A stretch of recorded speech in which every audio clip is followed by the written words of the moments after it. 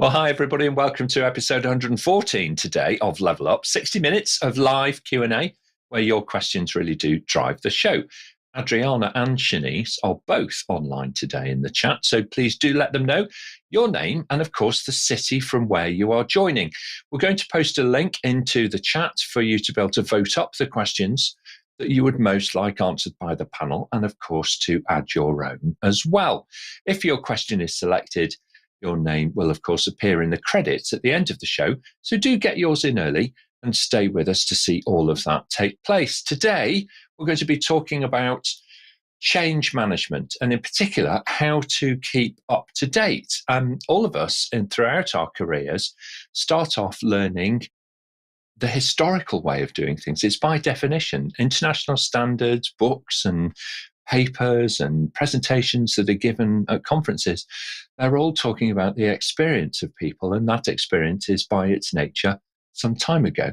So how do you actually keep up to date in the world of organizational change management? What are the things that are really transforming and shaping this discipline, and how do we keep abreast of all of those things and make sure that we embed them into our practice to keep at the leading edge? All right then, so today we've got a really great panel to help us kind of figure all of that out in our continuing professional development. So let's jump in and join them.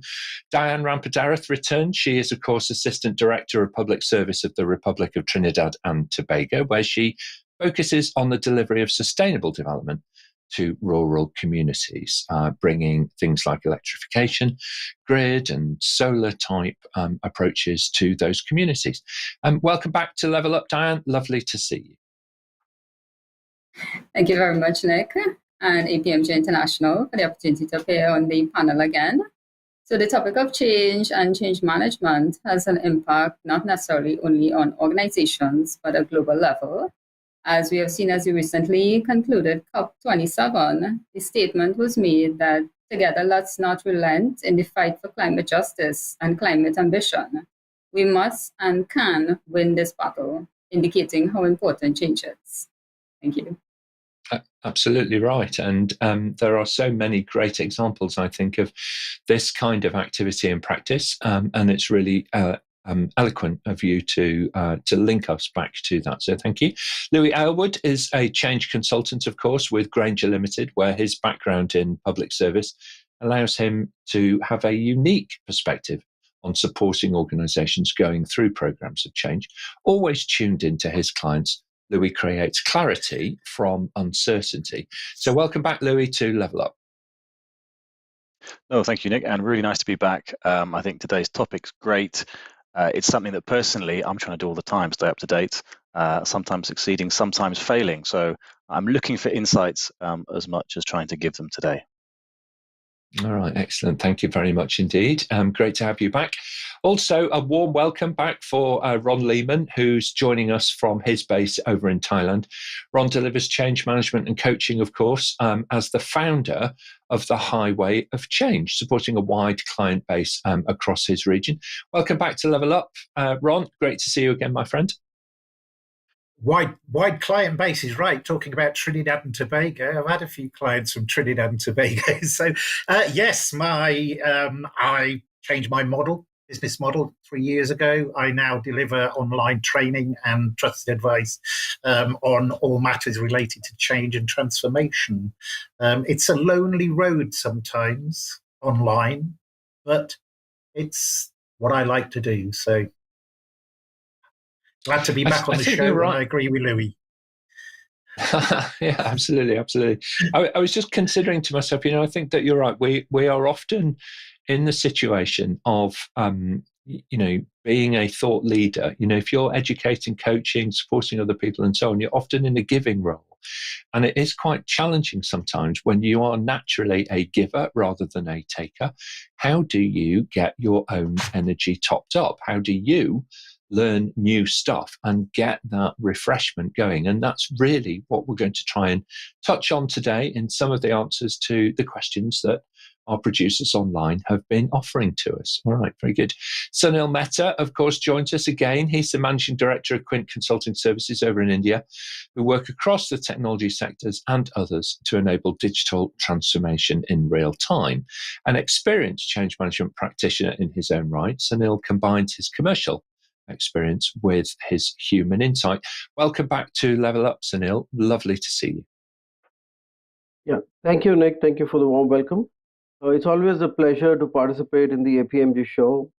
Greetings from India. And I hope the audience enjoys as much as I do and learn as much as we all do together. So thank you for that. All right, perfect. Thank you so much, Sunil. Lovely to see you again, my friend.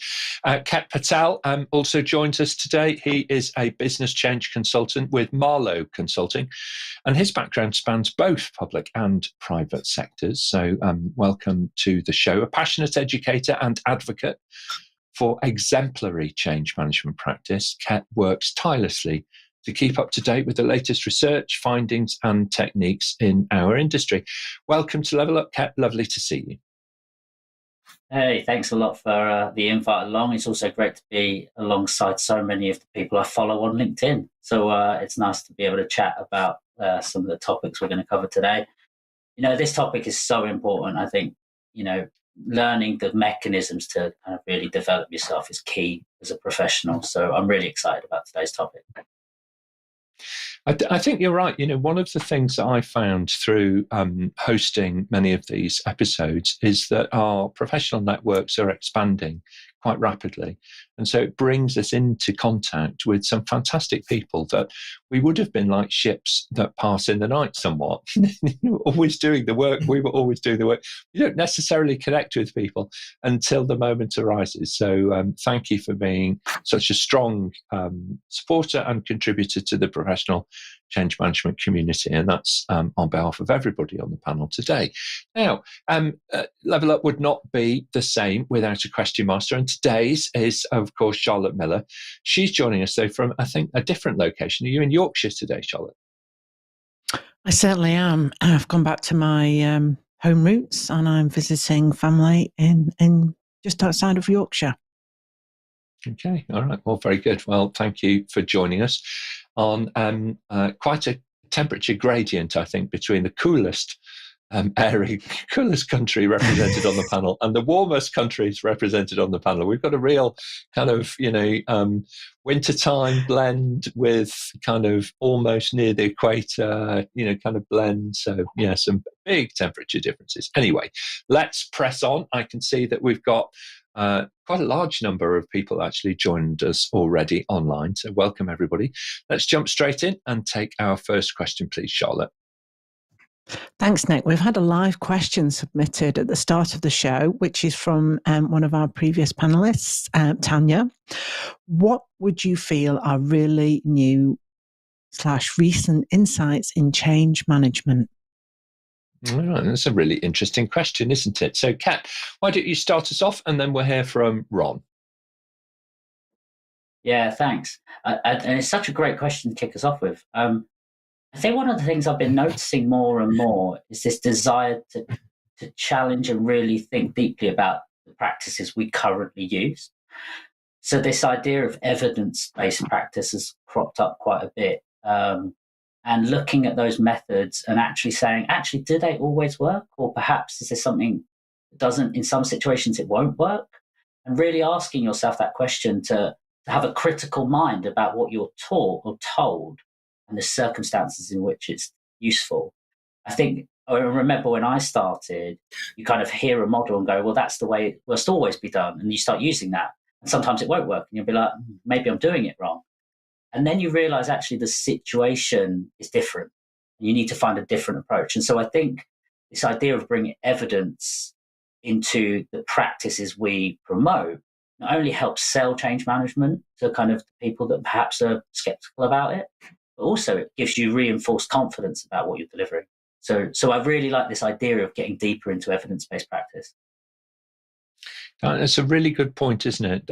In so many areas of our lives now, we have access to evidence, access to data, access to information that perhaps we wouldn't necessarily have been able to service quite so quickly. It's almost real time sometimes. So it's a great way to be able to evolve, your practice and make sure that it is evidence based.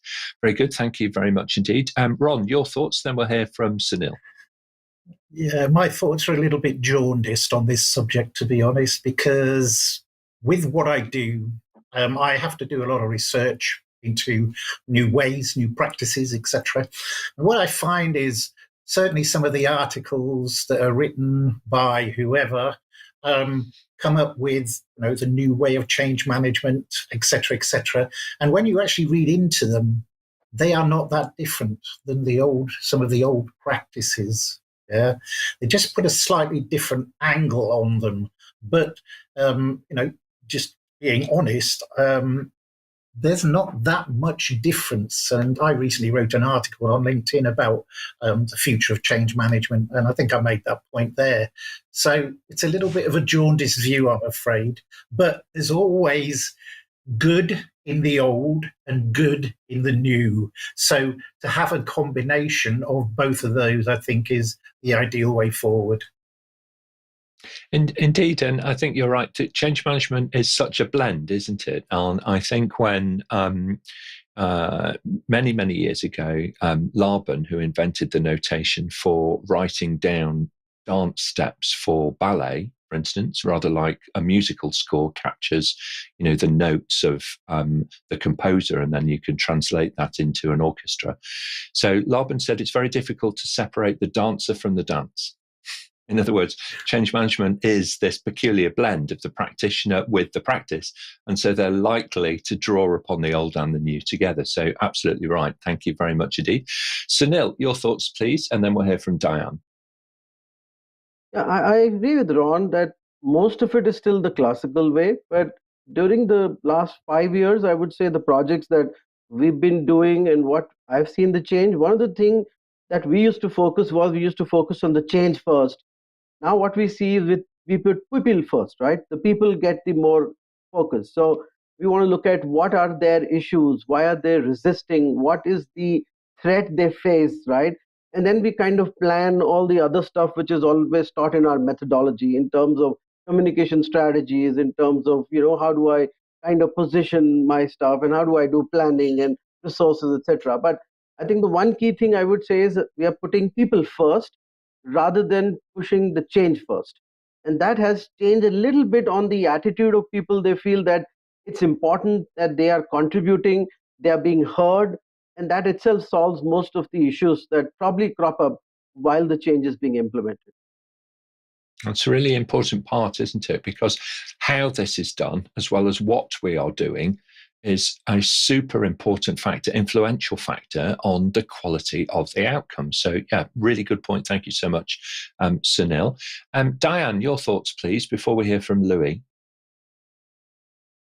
So one of the more recent insights would be linking agility with change management and the concept of understanding the culture of your organization and your business, and if it's agile enough to adapt to change and change management. Yeah, that's a good point, isn't it? Because, some years ago, the kind of classical change management methodologies and the models and so on assumed a certain pace of change. There was perhaps not explicit, but it was clearly implicit that you had time to do a lot of these things in a certain sequence. But that's not always the case. It's not always the case when you have very high frequency delivery of new functionality or products, into organizations. So really good point. Very well made. Thank you very much, Dianne. And Louis, your thoughts, please, on this question of new or recent insights. Yes, thank you, Nick. One of the perils of going last, of course, is that all the good stuff's been taken, and so many good points made already. I echo, certainly, what I see is people are really trying to find insights in neuroscience, and people are really trying to find insights through evidence-based practice. There's a lot of that coming out. I don't have time to read it all. Nobody does. The bits that I am able to digest, I'm not sure that we're quite, sort of hitting deep insights yet, but that's certainly a direction it's going in. At a more personal level, what I'm seeing is that operationally, change management is starting to be approached more as a sequence of trade-offs. So you can do something that will suit the operational side of the business, and you can do something that will suit the assurance side of the business, for example. And you have to make a trade-off, and it's raising lots of questions around who makes those decisions, and how strong is your strategy in guiding people to make them. So I think that's a totally different way to conceive of change. It's much more pragmatic, and it accepts loss, if you like. And that's something which I think I'm starting to see where I work, which is in the more UK public sector area. Okay, all right. It's a really good point, isn't it? And thank you for raising that. Now, I think there's a couple of things that I would say about emerging insights, all right, or recent insights. The first one that I would say is a big shift is that change is becoming embedded into different roles. So when I started as a change management consultant, you had people defined. You are the change manager. You are the leader of this change. There was a change team within large enterprise-wide projects and so on, and they were distinct and different, right, from other people. What is really pleasing is that there are many more folks who are taking on the kind of the agency role. So I'm going to be an enabler for change, but my primary job role is something else entirely. So it's almost that it's starting to become a practice which is embedded in people, in individuals and teams and across the organization, which is great.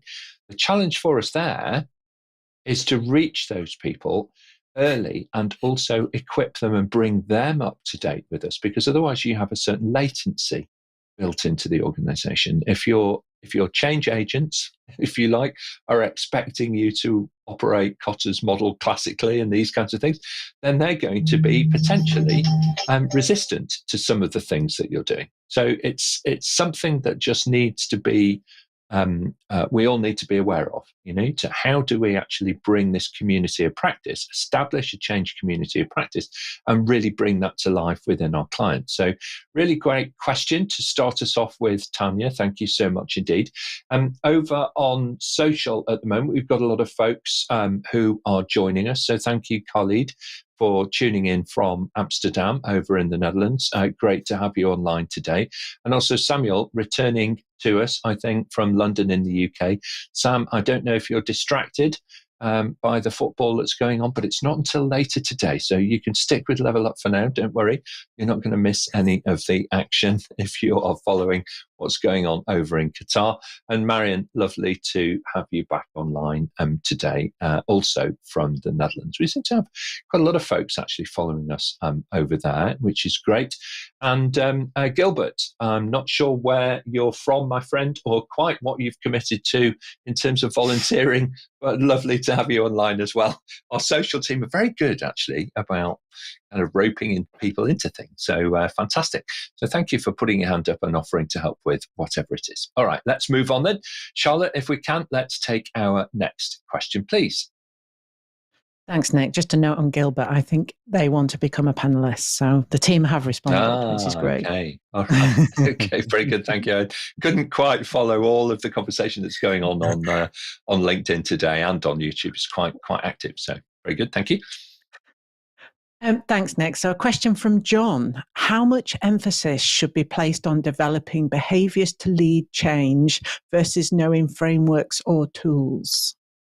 Okay, thank you very much. Louis, start us off, and then we'll hear from Dianne. Yeah, thank you. So what I like about this question is that it calls out that it's not just about knowing frameworks or tools, and I think that's really important. What I don't like about it is I have no idea what the answer is. I don't know if there is a sort of 80-20 figure or 50. I just don't think there is a ratio, and I'm willing to be corrected. But I do think it's really important in everyone's sort of personal practice as a change manager to keep moving from what you know theoretically and to be really tight on that and to not dismiss it as, oh, it's old, it's theory.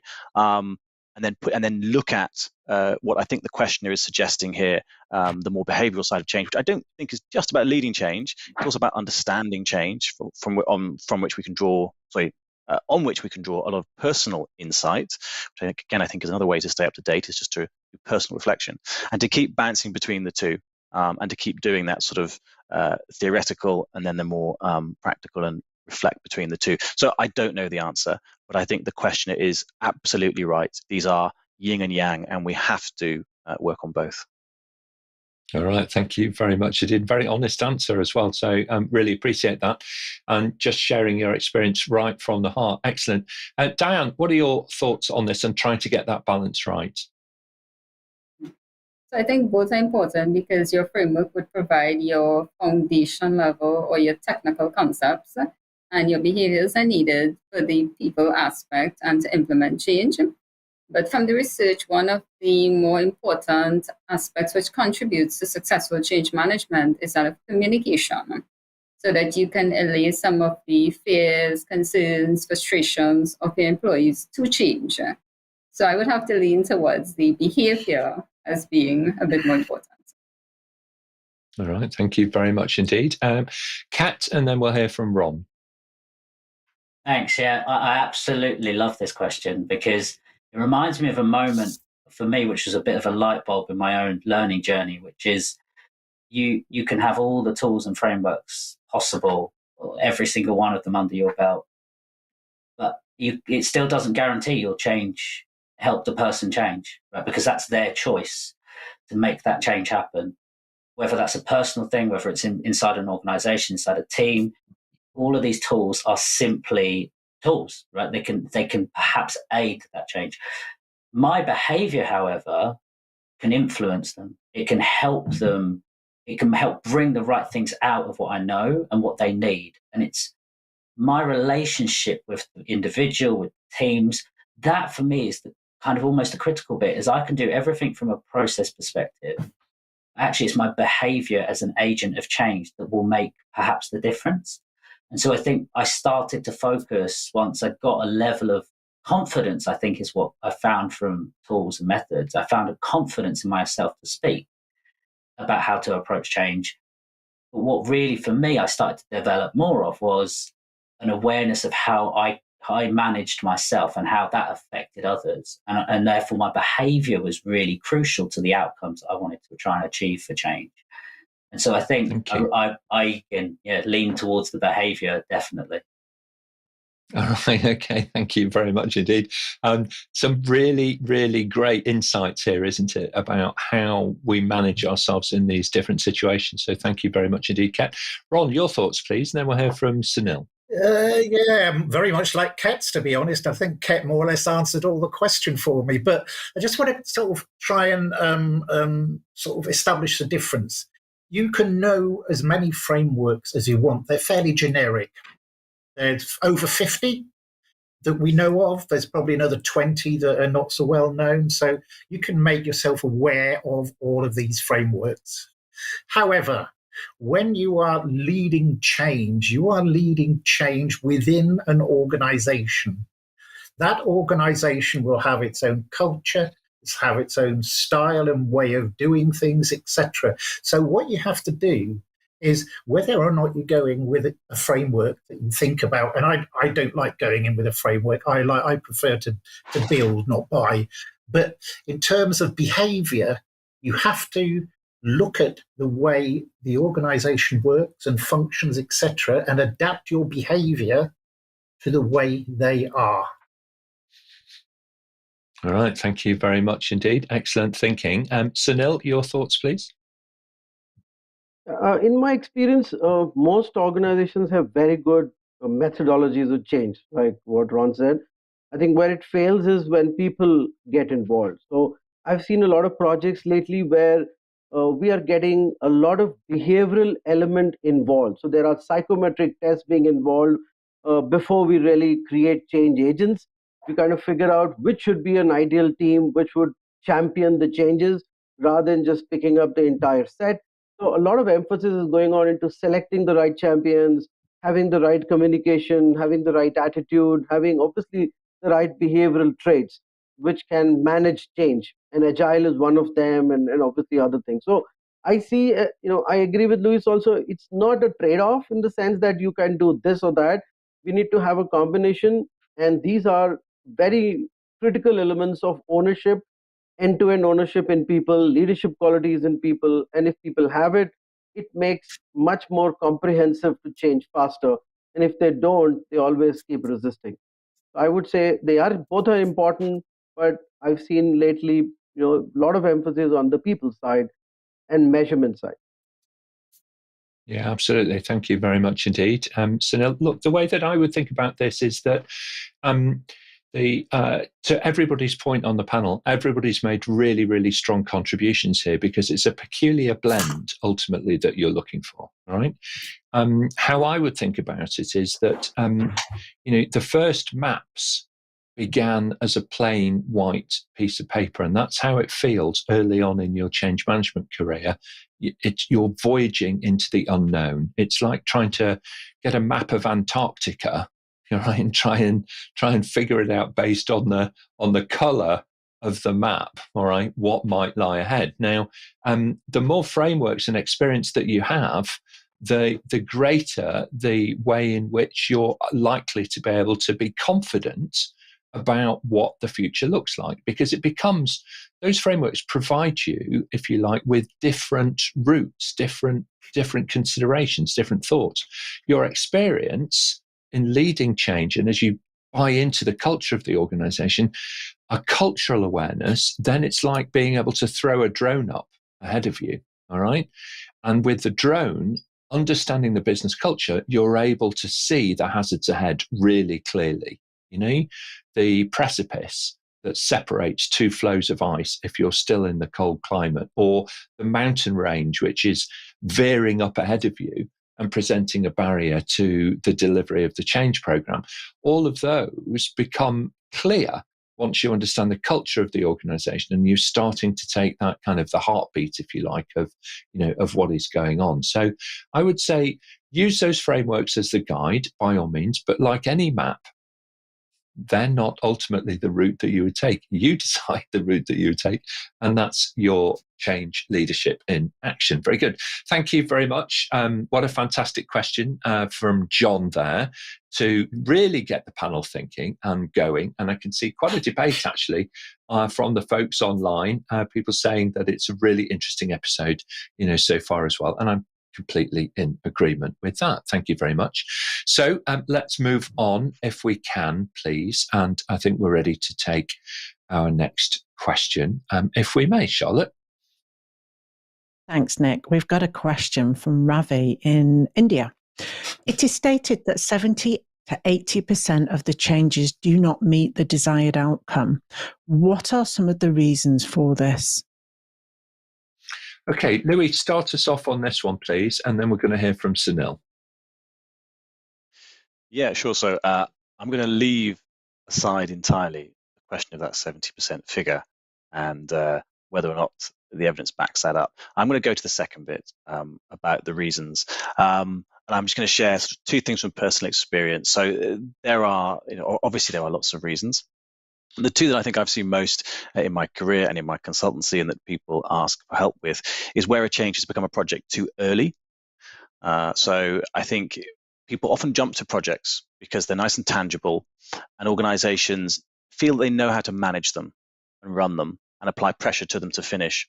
But there's a period before you become a project, assuming that you do, where you need to disconfirm things in the organization, where you need to make the need for change, where you need to bottom out the need for change and actually establish whether it's needed or not. And I think too many organizations that I see don't spend time on that, therefore end up running projects that they either don't need or where they haven't rolled the wicket and the project has a very difficult time. So that would be one. And then I think the other one that I see is that when they do become a project, the project is simply too heavy. What I mean by that is, and it is related, because if you like, the requirement and the vision isn't there, there's too much governance put on the project, and it simply fails to meet critical momentum and delivers only on paper. So yeah, for me, it's those two: becoming a project too early and becoming a project with too much governance. Okay, all right. Thank you very much indeed. The interesting thing that you mentioned there was about, can you have too much governance? And I think that often governance can be imposed, and it can almost push out the creativity to resolve problems in a dynamic kind of way. So you do lose that momentum and you don't get to that kind of critical mass. So absolutely right there. Thank you very much indeed. Sunil, let's come to you next, actually, and then we'll go to Rob. It's 8 o'clock. we normally, when we do projects, we look at 5 or 6 areas. The necessity to the project, which involving people, obviously the vision, as Louis talked about, when it becomes a project, and the planning part, resourcing, competence. What I've been facing problems is 2 big areas, which is resource management and managing the competency. Because we sometimes are pushing people based on their availability. The plan changes so much that the resource which was supposed to be available at a particular time is now allocated to another project, and it becomes a very, very difficult affair to manage multiple things. So the resources are available, but they're really, really frustrated because they really can't work on the change project. That's one. And second, if they don't have the right competency, then it's a bit of a fear. They really don't want to get involved in the project because they fear their contribution will not be to the level they want. And I've been struggling and working on that part for quite some time, apart from the overall communication strategy for change. So I would say, the resource mapping, the competency mapping of these resources at the right time, at the right place, and ensuring the communication strategy is in place much before the change starts. All right, thank you very much indeed. All important to make sure that the comms are spot on and done in both a professional way, but also a timely fashion as well. Ron, your thoughts, please, and then we'll hear from Dianne. My favourite subject, 70% of change fails. I'm only going to talk about that for just a little bit, because in the context of learning how do you keep up to date with change management, one of the things you need to keep up to date with is there's no such thing as 70% change fails. It's a fallacy. Yeah. And the problem is that people who want to keep up to date with change management are saying, well, why do I need to if 70% are always failing? Because people continue to use that figure. So the figure has been debunked many, many times, more recently by the Oxford Review briefings. I wrote an article about it in 2014. It's just not right. It's just a figure that started with, I think it was Hammer and Champney on BPR, where they said, we estimate that 70%. But in terms of actually keeping up to date with change management, forget the 70%, because it's not fact. It's a myth. But it's written in folklore, unfortunately. Yeah, it's a really good thing, isn't it? These myths tend to kind of get out there, and they're like snakes kind of slithering around the floor, really. And they're as fast as the Indiana Jones of these worlds want to kind of kill them, then they seem to multiply. So they're kind of out there again and still slithering around. Thank you very much indeed, Ron. It's a good point to kind of challenge these assertions and really kind of think that through. And we'll come back to what good outcomes for change management look like a little bit later, I think. Dianne, let's hear your thoughts, please, and then we'll hear from Ket. So some change initiatives may experience some challenges and not have the desired outcome because they lack the bottom-up support, as well as perhaps a lack of sustainability, because success is managed from commencement to fruition of your project or your change initiative. So those can contribute to it's still 70 or 80%. And just a note that if you lack bottom-up support, but you're getting top-down support, it's really not compensating, because you do need that bottom-up support for your change initiative to be successful. Okay, all right. Thank you very much indeed. Kat, final thoughts on this one? Yeah, I mean, I laughed out loud when I saw the question come up at Ron and his writing, and I follow Ron on LinkedIn, which is why I know he's written about this so passionately. I think one of the things that strikes me about all of these studies that come out frequently, and just to link it back to this topic of like how do we keep up to date, is so at the heart of this stat is an inability to recognize that what we thought was going to happen and what actually happened, there was a journey to it, and we mismanaged our expectations about what that outcome looked like. And this happens massively in transformation. If I say to my wife, I'd like to go down to this specific restaurant at this specific time on this specific day, then I've set the expectation that's what we're going to be doing. Now, if for some reason something along the journey means I can't go to that one or that time or that day, and I don't tell her and we end up somewhere else, I can guarantee there's a mismanagement of what she was getting with what we discussed. And I think this happens on a huge scale within projects. We set off in a journey, we are very passionate about where we want to go, and then we get going. But we don't keep people aligned to how things are going in a way which manages their expectations persistently. And then we get to the end and we're here and they're there. Right. And of course that's going to look like failure. And that's why this stat continues to be available, is because we're measuring that mismanagement of expectation, not the actual failure rate. I would argue, like going back to Louis, what he was saying is there's projects that probably fail because they should never have been started, and projects that should fail because they got to a certain point and we just carried on.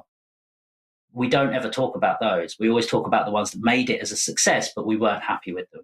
Okay, well, then that's a very different problem. And I think, for me, we really need to rethink what we mean by failure. We need to think about outcomes and managing expectation. I think we'd see that stat go down quite a bit and perhaps even disappear. Yeah, I agree with that.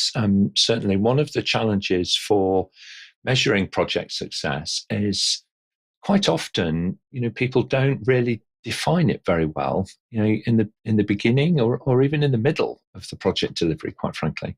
And so it's something that becomes clearer over time. It becomes resolved over time.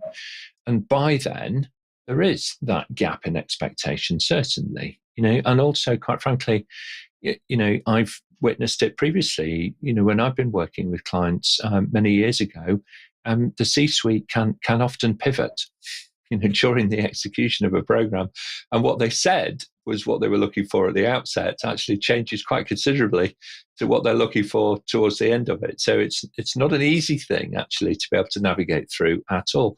I definitely would challenge those kinds of sound bites that sort of say, this percentage is a failure. Change projects are rarely failures. Right? They're rarely failures. What may be the case is that you don't get the outcome that perhaps you imagined that you might do.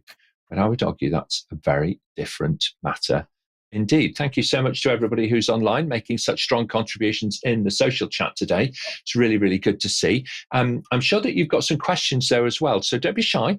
Actually, just type in your question into the chat, all right? And the social team will pick it up, either Adriana or Shanice, and they'll pick it up and they'll bring it through to the panel.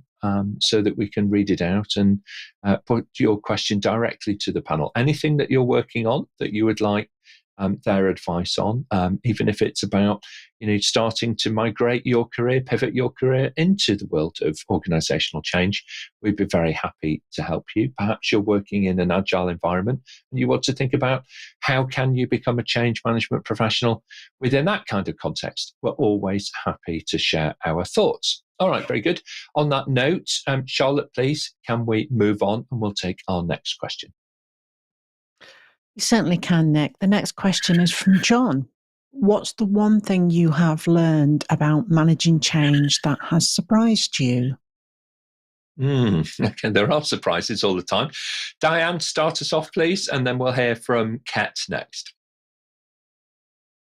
So the one thing that surprised me, which not necessarily stays within the realm of organizations, but also into your personal life, is that change management and change allows you to appreciate and expect disappointments and how to address and deal with disappointments.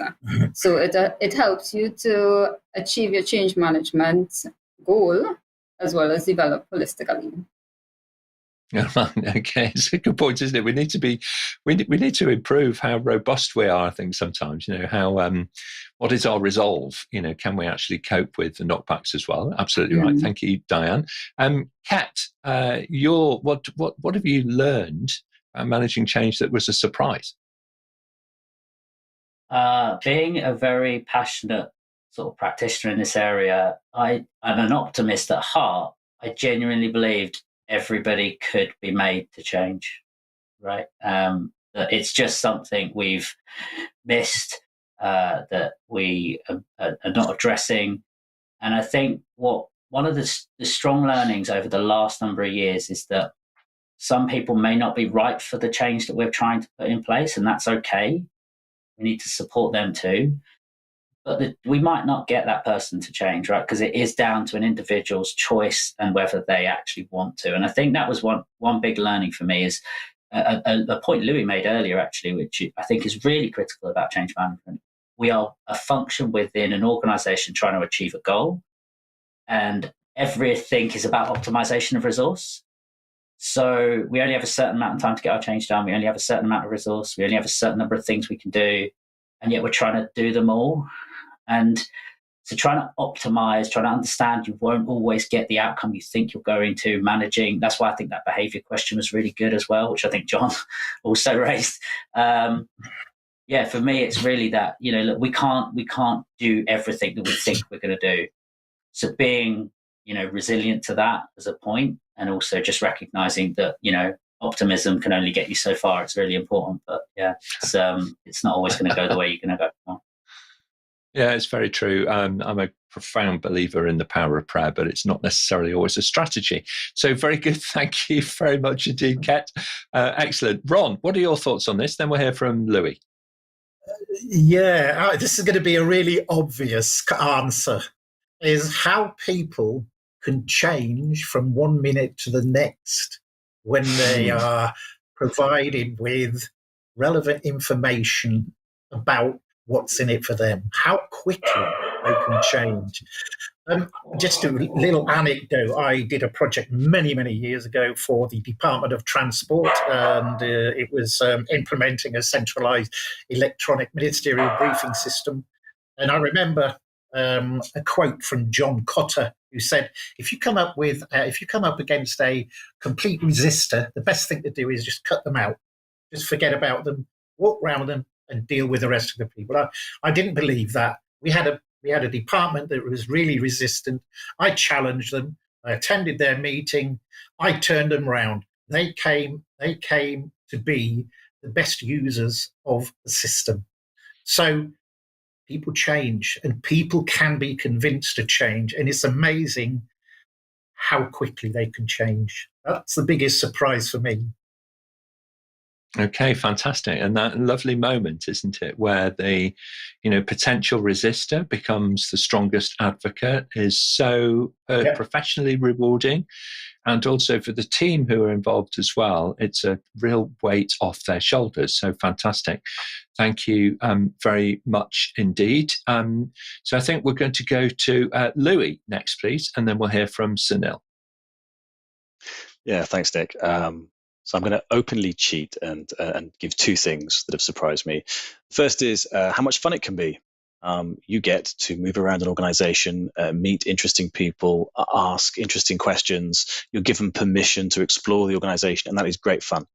The second thing, slightly more pragmatically, one thing that has surprised me is the extent to which understanding benefits management is critical to good change management. That's something that's really come to me in the last few years, is that is a professional discipline which, if you have the time to engage in, can really enrich your change practice. Excellent. That's a really good point, and it's good to focus as well, folks, on not just the challenges in all of this, but the reward side of it. I completely agree with you there, Louis. It is an absolutely privileged position. You get to have conversations from the C-suite down to the individual contributor level, across functions in organizations. And often, when those organizations are multi-site, you get to witness the different cultures in the different parts of the world where they are all present. So really, really important. So thank you very much indeed. Excellent. Let's hear now, please, from Sunil, and then we'll move on. Yeah, thanks, Nick. So this is from a very recent experience during COVID, that we were doing a big change project, and we messed up really bad. Everything was going really not as per plan, and the whole team was really, really kind of down. The surprise part was that one of the team members, the leaders, were with a very good intent, did a very clear communication with the customer saying, "Hey, sorry guys, we messed up. Yeah, and this is the original plan, and we really can't do it. And we're going to extend it by X months, and it's going to cost you additional. And we were very, very transparent and very clear communication. And we were so surprised that if your intent is right and you have very clear communication, the customer was okay with that. I haven't seen a project where they've given us additional money because we could not manage the project the way we were initially aggressively thought we could, right? And I think that was a big surprise for me, that we were upfront, we were very clear, we owned it up, and they were saying, okay, guys, I think we knew from the start that this was too aggressive for you guys. We give you extra time, we give you extra money, go ahead and do it again. And they are now one of our references, in the project. So it was a very good project for us, but we earned more revenue than expected. But the learning was that be very clear, intent should be very good, and communication should be absolutely transparent. Thank you very much indeed. Some great advice there. And sharing the highs and the lows of leading change in organisations. Time is getting to the better of us, I'm afraid, today. So we do need to press on super quick. Charlotte, what's our next question? Nick, I'm really pleased to say that the live questions coming in at the moment, they're just going mad. So I'm going to move on quite quickly. Question from Dominic Perry. How key is it setting up an innovation team or capacity team, capability team to identify new opportunities or technologies quicker for that continuous improvement? Not a tongue twister at all. All right, okay, very good. Ron, start us off, then we'll hear from Dianne. Very, very, very simple view. My view is that change never stops, even when you've gone live. So what you need to do is you need to continuously look at what's happening with the implementation and build a continuous improvement cycle into the process. So any improvements to the change or the solution that's been implemented should be captured. Easy as that. Thank you very much. Yeah, thank you very much indeed. Dianne, your thoughts, then Sunil? So you may not want to keep establishing teams and have people attending too many meetings. So with regard to adopting technology for continuous improvement, you can consider the use of artificial intelligence, which can help your organization to streamline your processes and increase productivity and allow your change manager to then focus on the people side of change. So you don't necessarily need to keep setting up teams. Okay, all right. Thank you very much indeed. And Sunil, final thoughts on this? No, I think Diana stole that thunder. So I was talking about AI. It helps us in really massaging the data, help us in decision making, which is very, very critical, I think, when we're looking at change. I talked earlier about resource management. I think using the specific tools, technologies to manage resource at the right time, at the right capacity requirement, I think very, very key. So yeah, there is no doubt that obviously CSI obviously means continual service improvement. You don't stop once the project is over. You need to look at opportunities to improve. And that's also a surprise for me, because a lot of people think change as a project, and once the project goes over, they reallocate everybody and everybody kind of goes into another project mode, and they leave the project as is, as if the destination is reached. So I think that's another area where CSI could play a very critical role on creating new opportunities to improve. I think you're right. I think my take on this is this, innovation and technology and thinking about new capability. It's not a separate thing at all. You want to encourage. It's a bit like the Harry Potter movies. Okay, you want not the sorting hat in your organization, but you want the cap of curiosity, right, to be available to many. And you want to encourage each person, each individual contributor, each team, all right, to bring in something of their own personal curiosity to bear. The things that they've watched on TikTok that have excited them about using machine learning, and exploring what you can do now in the cloud that you could never do before. Those learnings that you've had from watching the TEDx presentations or joining in with Level Up panel discussions, those are the things that you want to see. And those experiences, personal customer experiences, where you've experienced fantastic service in one industry, how can you bring those in to your own situation on behalf of citizens or on behalf of your clients or your suppliers? This is the trait that we want to see, not a separation where innovation is a department with people with crayons. It's not true.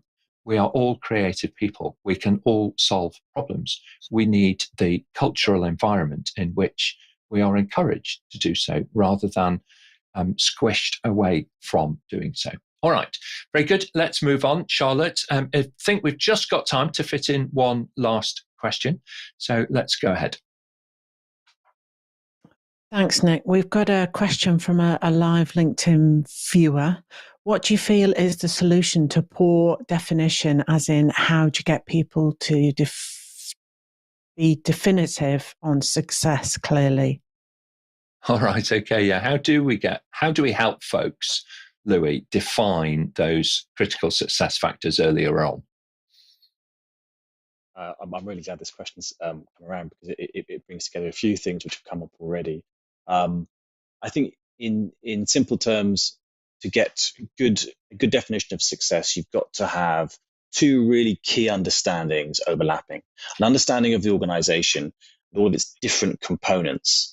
And I was talking about trade-offs earlier. So what would success look like for the operational team? What would success look like for your data team? What would success look like for your leadership?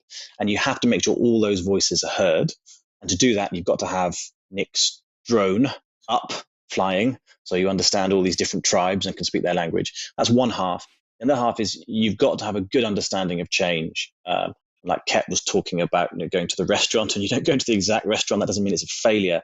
I think you've got to have people in the room who understand that that the reality of a change project and how it can change and how that isn't necessarily failure. If you can get those voices in the room, you stand a good chance. The thing that may trip you up is groupthink.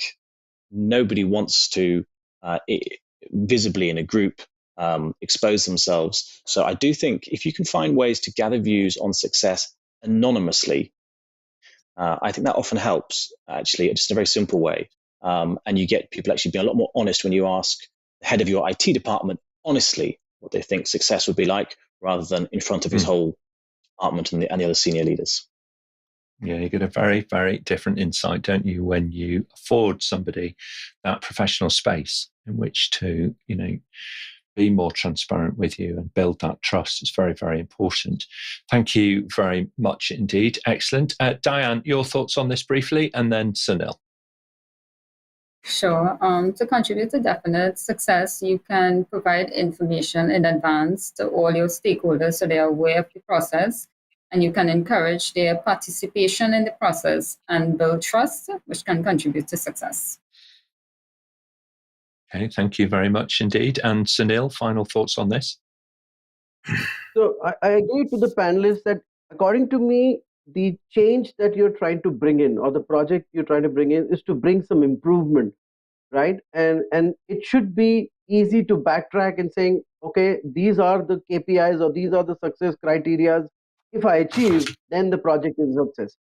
I have a slightly different issue that most of the customers ask us after the project is almost getting over to figure out what has been the impact of change. And they have not even defined, the KPIs initially. And that's even worse, because you can't, in the end, figure out what has been the impact if you don't set up the barometer or set up the measuring bar at the beginning.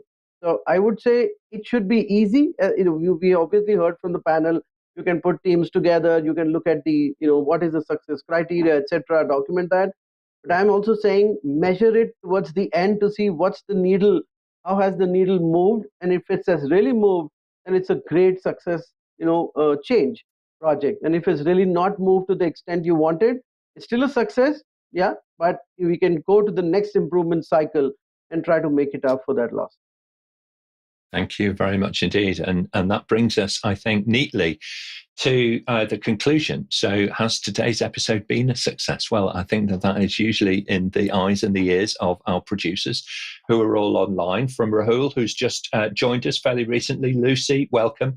She's over in Germany. And we have Mika as well, who's been online kind of throughout. So really great to have you all joining us. Panel, I'm going to come to your closing remarks for the show. So Sunil, if you could start us off, then we'll hear from Ron. Yeah, thanks, Nick. I really enjoyed the show. I was very happy that I learned a lot. I've written 3 pages of my learning, so I think that's great. A few things that are takeaway for me, I think, is put people first. I think that's critical. Don't focus too much on the project, on the people. A lot of emphasis I see are being put on how my people are feeling. The feel factor, it's new for me. We are old school, so we are focused on the change and KPIs and measurement. Now I've been also learning how you are feeling, supposed to talk to people and figure out, and then roll it back to saying, okay, this is how the feeling is. What can we do? So that's one. And I think I still reiterate that, and I'm still, again, since the 1990s when I started, I've been using the communication strategy as one of the key success criteria for managing change. Thanks, Nick. Okay. All right. Thank you very much indeed. Ron, closing remarks, please, and then Dianne. Yeah, I really wanted to be on this show because when I hung up my consulting boots after many years, 3 years ago, my whole ethos now is to build change capability. Okay. And that is what I do through LinkedIn, through my YouTube channel, and through any mechanism I think will help, through my training as well. So I was really happy to be on this session, and it was a great set of panelists, great answers, and it was good to meet some people that I haven't spoken to for a while. Hello, Kat. All right. Okay. Very good. Well, there you are. You see, we're still learning, and we're also rekindling those professional friendships and networks that we've had previously in our careers. Very good. Dianne, your thoughts, please, and then we'll hear from Louis. So very interesting show indeed, and I've learned a lot. And the topic of change impacts organizations, people on a global level as well. So it's a very interesting topic. And I have learned a lot from my fellow panelists. Thank you. Okay, all right. Thank you very much indeed. Excellent. Louis, your final thoughts, please, and then Kat. I've greatly enjoyed the show. It's been extremely useful. In a way, we haven't directly answered the question, which is how do we stay up to date? But actually, I think we've given a really good example. We've given a really good example of one of the best ways to do that, which is to have a conversation in which you genuinely listen and engage with fellow practitioners. So that's been great. I have one recommendation to give to all the viewers, and my recommendation is my fellow panelists, who I believe are all on LinkedIn. In fact, I know they're all on LinkedIn. So please, go and find them and see what they're saying. And it's a great way of continuing to gain their insights. Absolutely right. And to make it easy for everybody's LinkedIn profile, there's a little link from all of us on the APMG International website, today's event page, very easy to find. So go there, and then you can click through and just try and avoid trying to sell us anything. But if you want to learn alongside us, then by all means connect, okay? Because it's an absolute privilege to broaden our networks as well and also learn from each other. Very good. Kat, your thoughts, please. Yeah, I'm glad Louis brought that up, the question at hand here. It's been great to be part of this panel. I, like Ron, am really passionate about building capability in others. And the thing that's stuck for me that's really, really useful is let's find a community to work with. I've got people that I use online. I've got people that I use face-to-face. Change can be a bit of a lonely job depending on wherever you're doing it, whether it's in your organization, whether you're doing it as an independent. But the best learning tool is to reflect on what you're going through, hear what others make of it, play it back.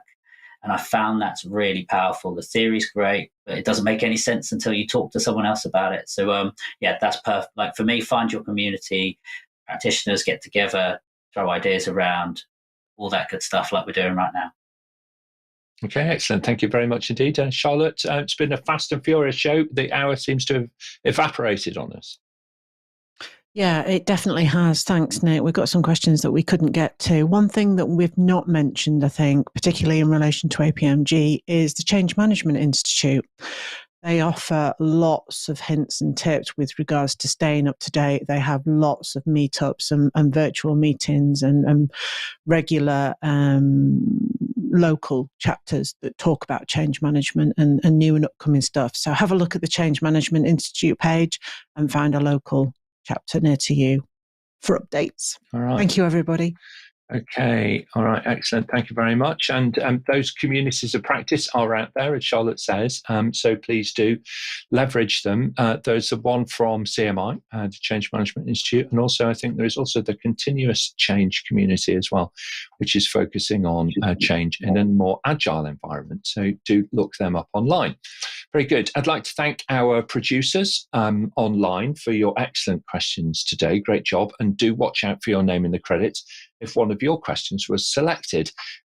So thank you very much for doing all of that and for joining us today.